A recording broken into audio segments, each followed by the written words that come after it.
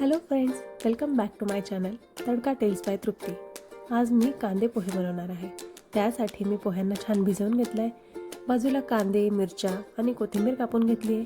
थोडा कढीपत्ताही घेतला आहे आणि भिजवलेल्या पोह्यांमध्ये मी हळद आणि मीठ टाकून घेतलं आहे. आता करते पुढे तडक्याची तयारी. आता पॅनमध्ये थोडं तेल घेऊन त्यामध्ये मी शेंगदाणे घालते. ते थोडे खरपूस झाल्यानंतर त्याच्यामध्ये मी मोहरी, जिरे आणि कढीपत्ता, मिरची हे सगळं ॲड करते.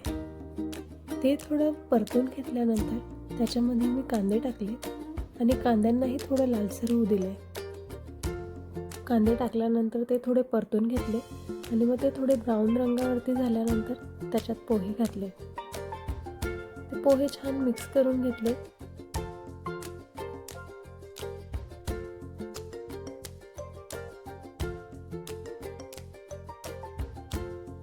मग पोह्यांवर एक झाकण ठेवून छान त्यांची एक वाफ काढून घेतली.